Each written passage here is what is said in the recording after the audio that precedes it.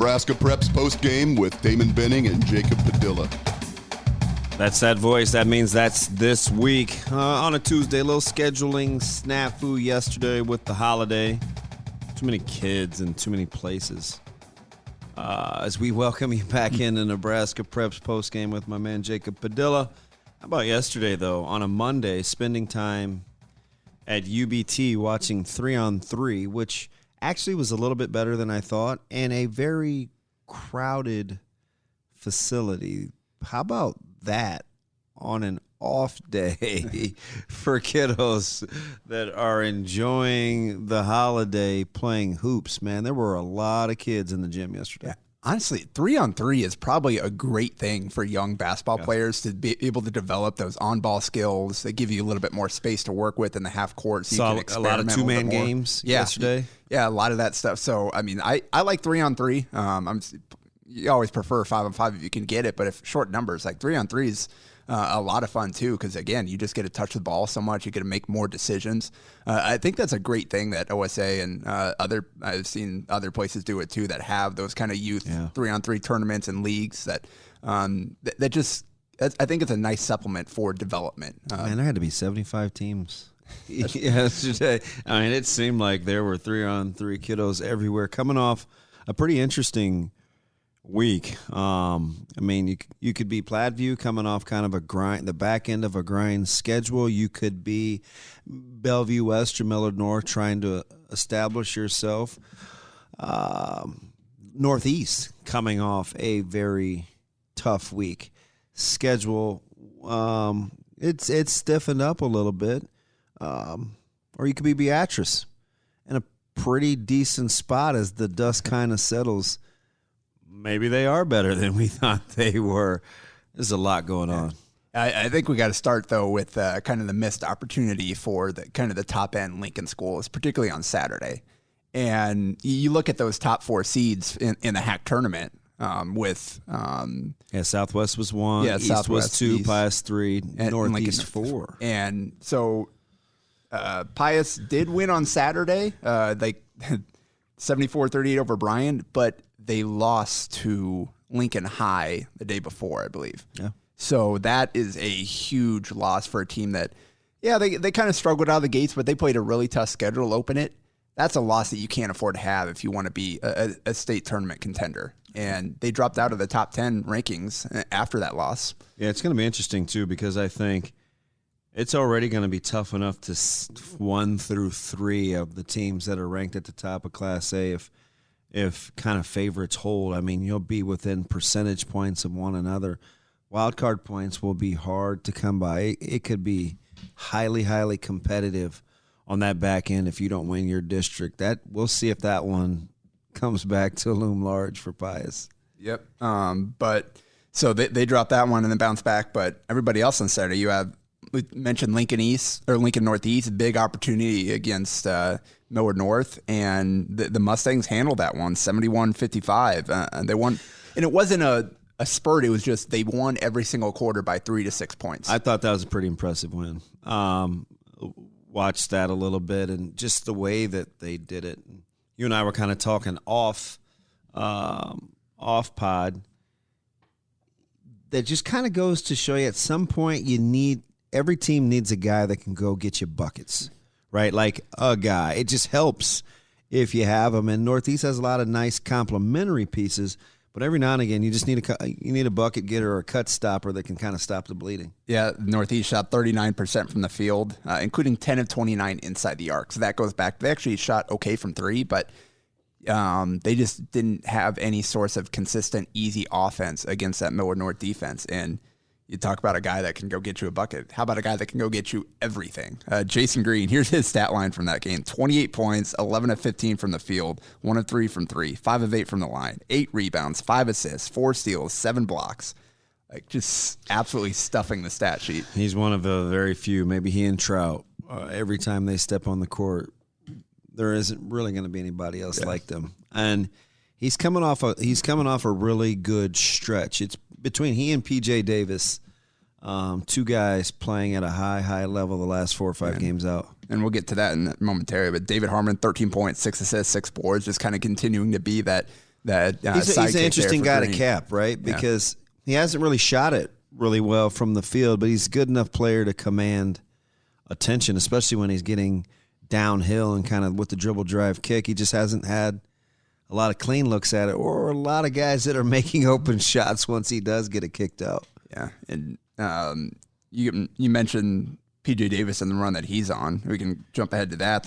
Omaha Central went to Lincoln East on Saturday and pulled out a 60-47 win. I was at that one. Central knocked down the first 5 threes, including 3 from Jaden Dawson. They jumped out to a 19-6 lead.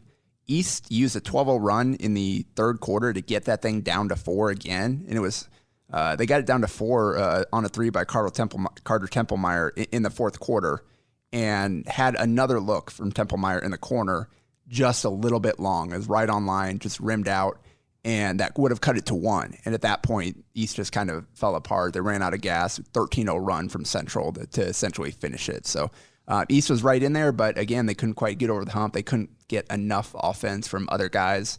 They just weren't efficient. There was nobody that could quite step up and give them consistent buckets when they needed it. But Central, you got East finished with 47 points. Davis and Dawson combined for 45 by themselves. And that's the second time in almost as many weeks, too, where we've seen Jaden Dawson get off to some torrid starts to start the games. And so he knocked down 3 threes right out the gates. He finished with 20 and 5 assists in the second quarter. He kind of was playing distributor as East switched to a zone there, and we're kind of marking him. And Davis got hot. And he took a lot of shots, but he scored a lot of points too. I think he scored 13 in the second quarter, finished with 25. And he has just been on a tear lately. His last 4, he's averaging 27 a game on 53% from the field, 39 from 3, and 92 from the line. That's pretty good. Before this last 4-game stretch, he had 2 20-point games his entire career. Yeah. One earlier this year and then one during his freshman year. Now that's 4 in a row. If he is a consistent 20 a game, that changes that team dramatically. If he's more consistent than he is just kind of ups and downs, and then you get just enough, because we've seen they played a different lineup. Rotation was different than what we saw at the Metro Holiday Tournament with different guys starting, different guys playing off the bench. DeAndre Brody didn't even play until garbage time. They had other guys kind of step up there into the rotation.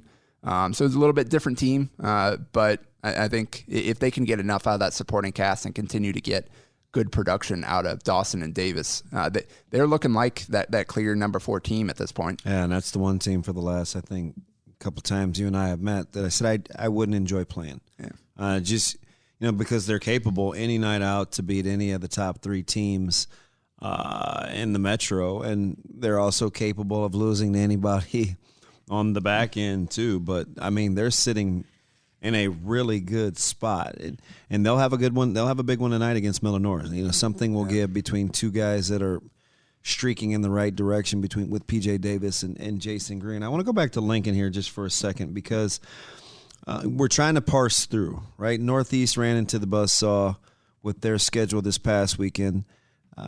Pius drops to Lincoln High, even though they split on the weekend. Southwest gets beat in overtime by Gretna, and you could make the case outside of maybe Westside, and maybe more so than Westside, Gretna may have the best wins of any team in the top 10, because that Southwest they've gotten Prep, they've beaten Bellevue West. Now they have some losses, obviously, but Gretna has some really quality wins. How would you sort through Lincoln before we move to the Metro as it stands today? Yeah, that was a 59-54 win for Gretna. That was the other one I mentioned, the top 4 seeds in the hack that we hadn't got to yet. And I mean that's a big loss for Southwest as a team that again is trying to establish itself as kind of the king of Lincoln. And it was, let's see, where was it? It was 43-38 Southwest after 3 quarters. Yeah. And Gretna won the fourth quarter by 5 to get it to overtime, and then they shut them out 5-0 in the extra 4 minutes. So that's not a great look. You look at Southwest, and in that game, Lucas Helms and Ryland Smith arguably their two most talented guards. I think Ben Hunziker is kind of a do-everything, and he had a pretty good game, scored 18, but I think Smith and Helms are kind of their most creative offensive scorers in the backcourt. And he had those two guys combined for 13 points on 17 shots. Yeah. So that's Rylan Smith just 2 of 7 from the floor. He just strikes you as the type of person that's got to get more looks than that. Yeah. Yeah. And that's 7 shots, 3 assists. That's probably not like he's a talent. He's a more talented player than that. You need to find a way to get more out of him. He's got to step up and play bigger. You talk about a guy who steps up, Landon Pekorski, sophomore for Gretna this week, 2 20-point games. They beat Millard South on Thursday. He had 24. And against Southwest, he had 23 and 8 boards. You got Alex Wilcoxon added 14 points in each of those games. He was 7 of 13 from 3 last week. Really, they didn't get a ton of offensive production outside of them. I mean, maybe Jansen. But yeah, he had a little bit, but they just those two, and they're getting pretty tough on defense. And again, they don't necessarily want to control the pace to the same degree that they have recently with some of these guys younger. Like I think they want to turn Pekorski and those guys loose a little bit to get some transition looks. But they're still going to fight on defense. They're still going to be well coached on that end with Bill Hurd and Coach Feakin there. Running that show. So Gretna's really kind of coming on strong. They're 8-4 now. Again, that was a really good win for them down at Lincoln, and it leaves you kind of wondering, all right, so who is the best team? Because basically at this point, they've all either beat each other they have all beat each other and then lost some other opportunities to really say, hey, we belong in that top group with the best from the Omaha Metro. And Saturday kind of proved that, well, they've got some good teams, but they're not where they need to be just yet to be in that top tier. Before we completely move on from Lincoln, do you look at upside or do you look at consistency? Consistency you may give to Northeast. Upside you may look to Pius? Yeah, either Pius or Southwest. It's hard for me to discern between Southwest and Pius. I still think so. The difference is, and it's the same for both teams, they got to figure out some consistency in the backcourt, right? Is Rylan Smith going to be your distributor? You need him to score. But he's going to be one of your primary ball handlers too. And then who does Pius run that offense through? Yeah, and looking at the Lincoln High loss, it was a 56-54 game. Jared Board, 13 on 5 of 15 shooting. Jack Hostreiter, 12 on 4 of 13. And Sam Hostreiter, 14 on 7 of 9.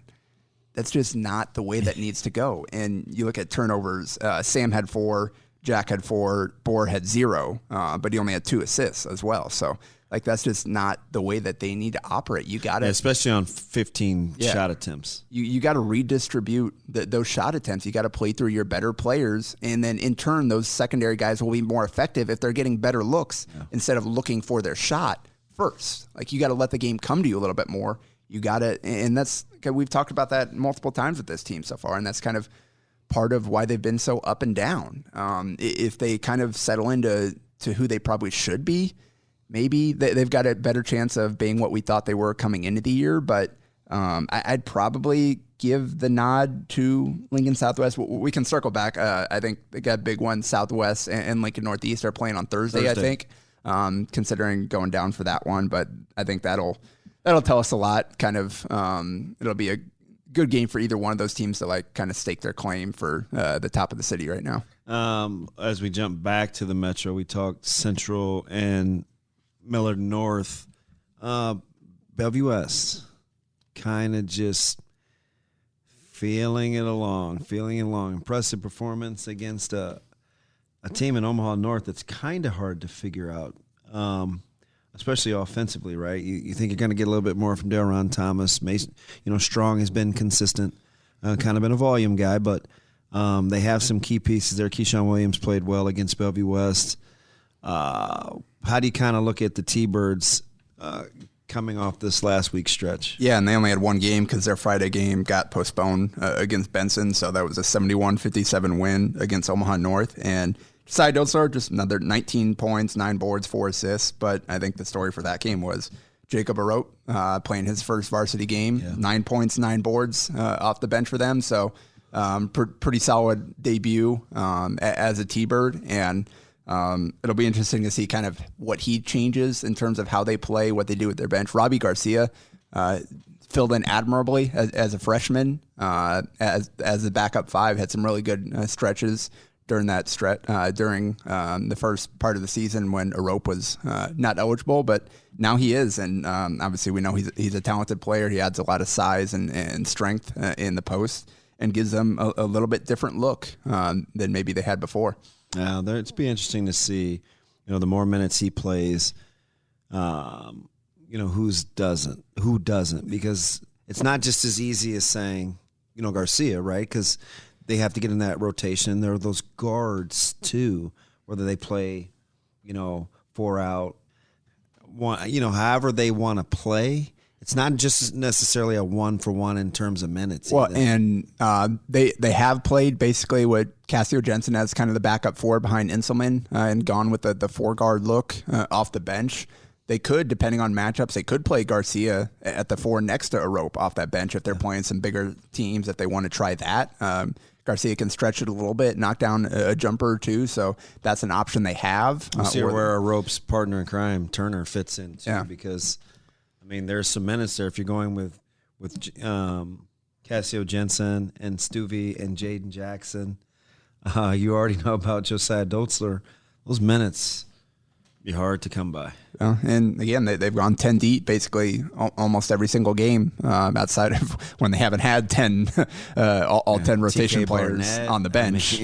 It seems like that's going to continue to be the story for them. We'll see once we get to state tournament time. Does that tighten up a little bit, kind of how that emerges? But regular season wise, they're as deep as anybody, and they're playing that way. It is. I saw Mike Sauter sent me kind of the ballot for his most recent coaches poll, and the top 5 was unanimous. It was everybody, West Side, Millard North, Bellevue West, Central, and then Creighton Prep at 5. That was basically across the board, all the votes. So it really has, again, after the struggles that Lincoln had this past week and the missed opportunities there to crack into that top 5, I think that's a pretty clear 5 right now.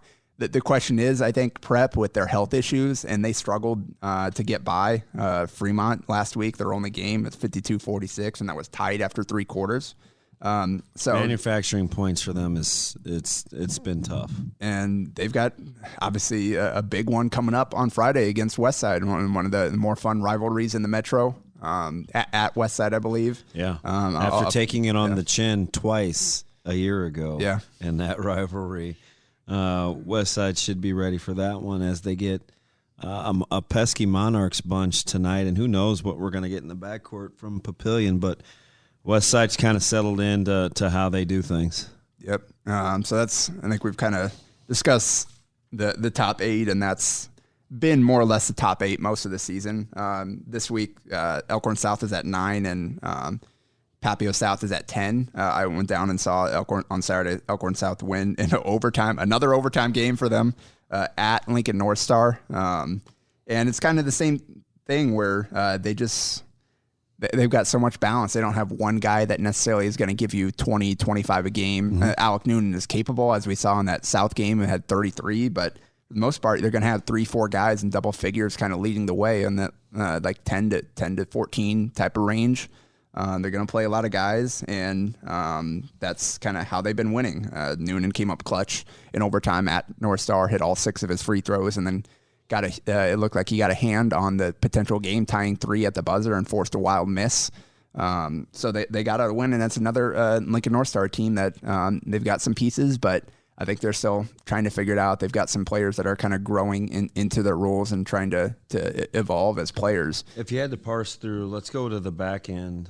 If you had to parse through, and we'll get to Papio South here in a second, but Papio South, Gretna, and maybe Elkhorn South, right? I mean, those are probably somewhere between 7 and 9, 8 through 10, depending on where you like Lincoln Southwest, above or behind Gretna.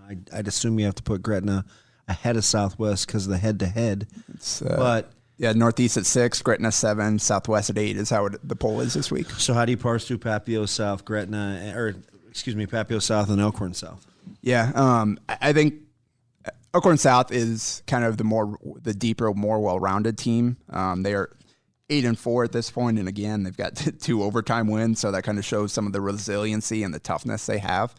Papio South, they're really young, but they've got kind of the one difference maker in Daniel Brokale, obviously the best player of kind of these top end of the top 10 teams that we're talking about.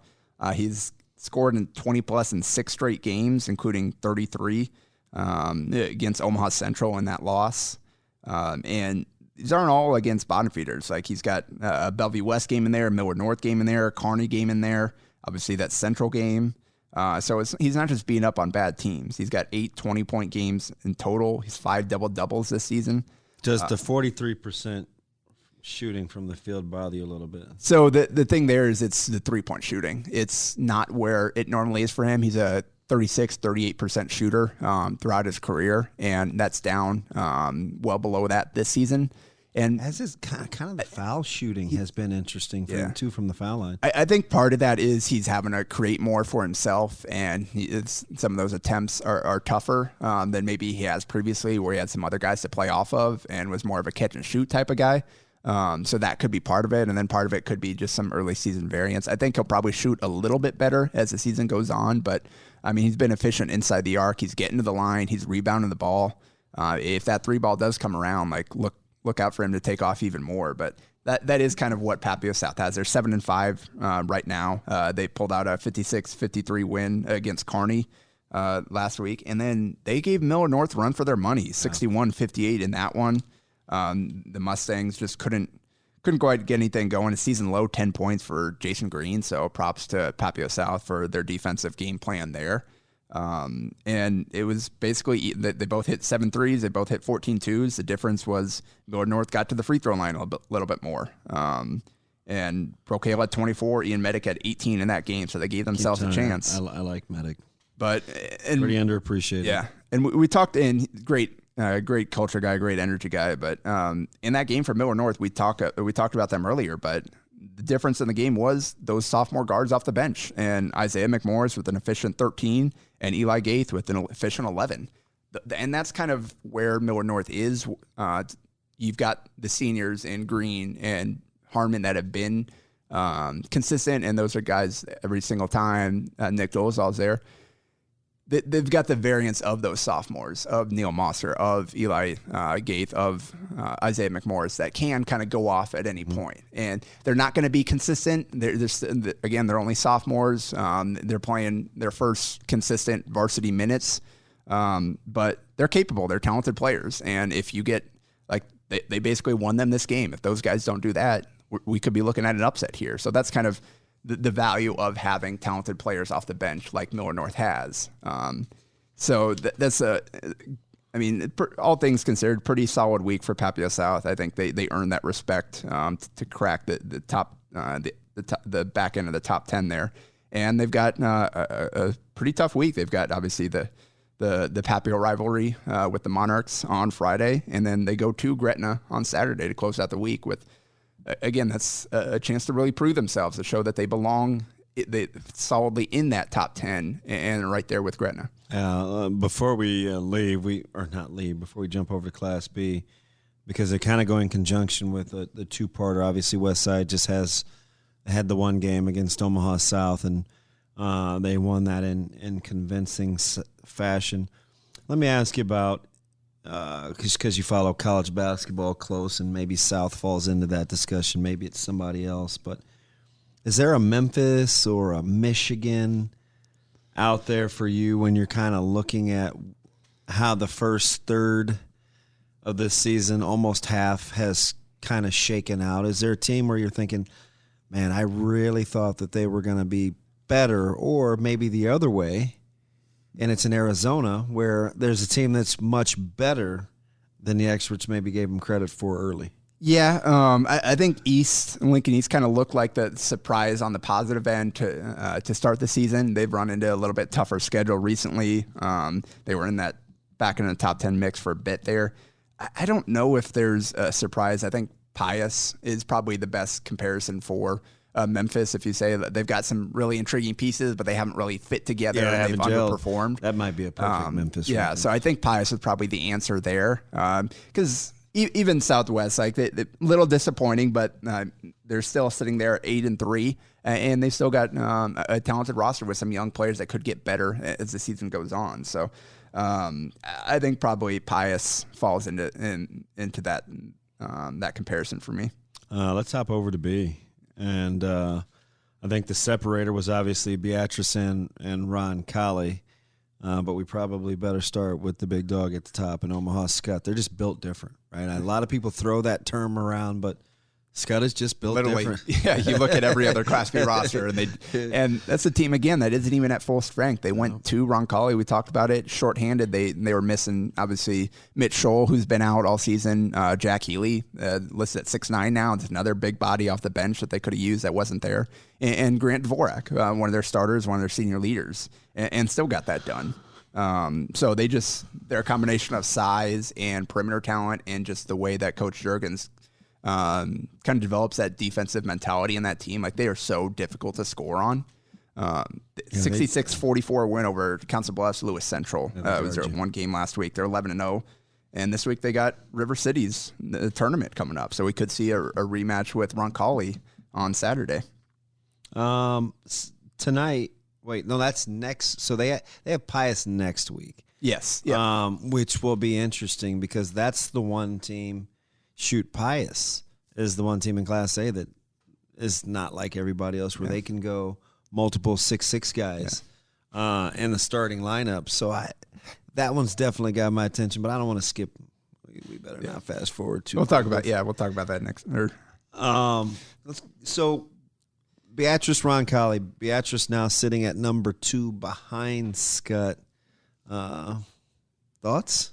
Had their only game last week postponed against Plasmith. So I don't know that I haven't seen anything new that we haven't already talked about. It's kind of more at this point. They are the last man standing, considering some of the losses teams around them have taken. Obviously, it's been a rough one for Platteview. They've kind of dropped down the last few weeks. Some tough schedule, but they haven't won enough of those games. I think Bennington's on the rise, but they set themselves back with the losses early.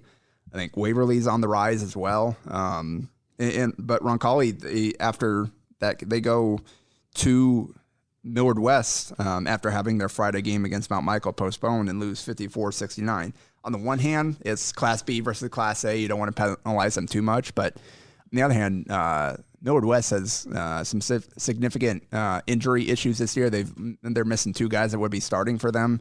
With season-ending injuries. It's a team that hasn't been great this year, so that one's kind of hard to evaluate. How is that a good loss, a bad loss? Is it understandable kind of what the deal was? I didn't get to see how it played out, but with that loss, they did drop down to number 3 at 8-3. And again, they'll have their shot at playing Scott again. The final is going to be at Sokol Arena again this year on Saturday at 6:30. Yeah, Millard West wins have come against Northwest, North, Lincoln High, Bellevue East, and Fremont. Yeah.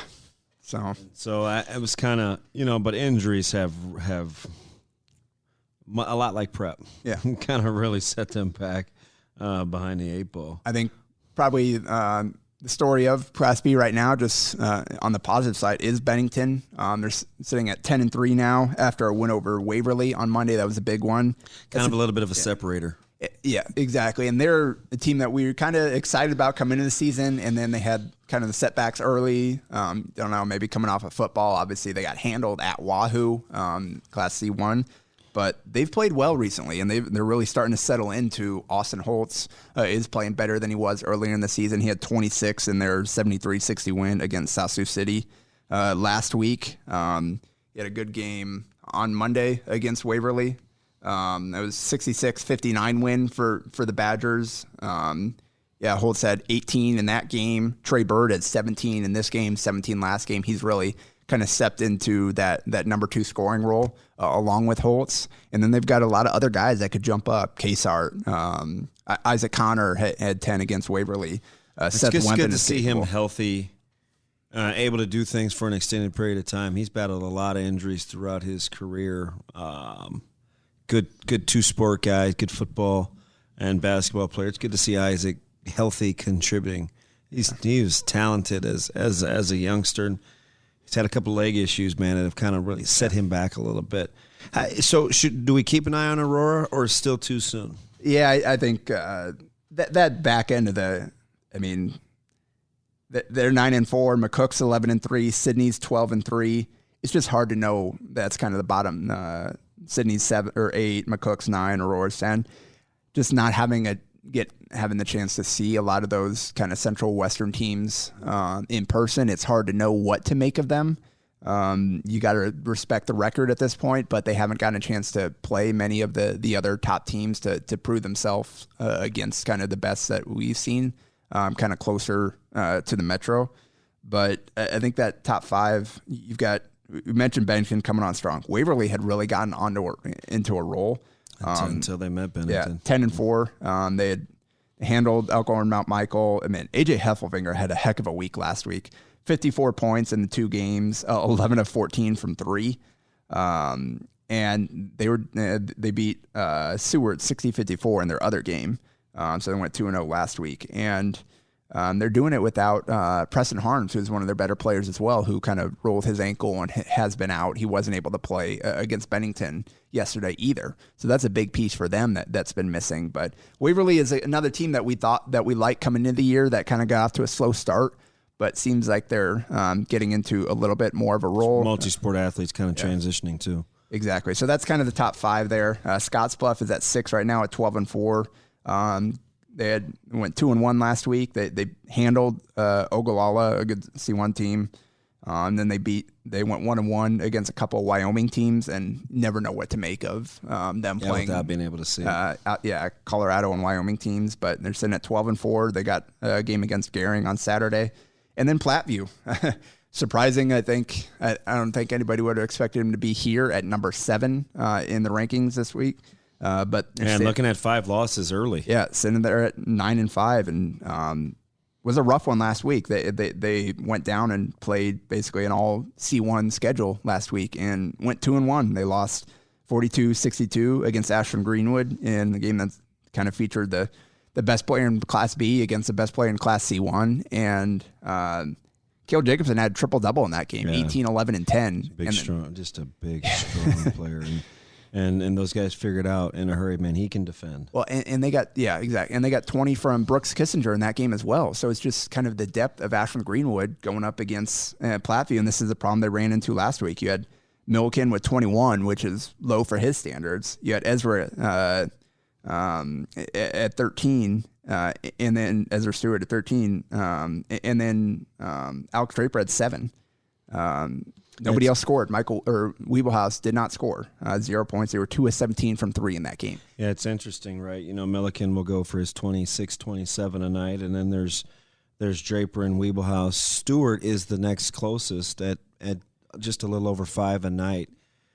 I think they're figuring out in a hurry. Teams are, I wouldn't say okay. They'll try to force Milliken to work as hard as he can to get his 28, 29, 30 points, because he's probably going to touch that. But it's basically to limit everybody else until they get some more help consistently. Yeah. That is. Well, you mentioned then they go and lose against Wahoo, 57-67. Milliken had 35 in that one. Draper had 16. Stewart had 6. And again, Weeblehouse 0.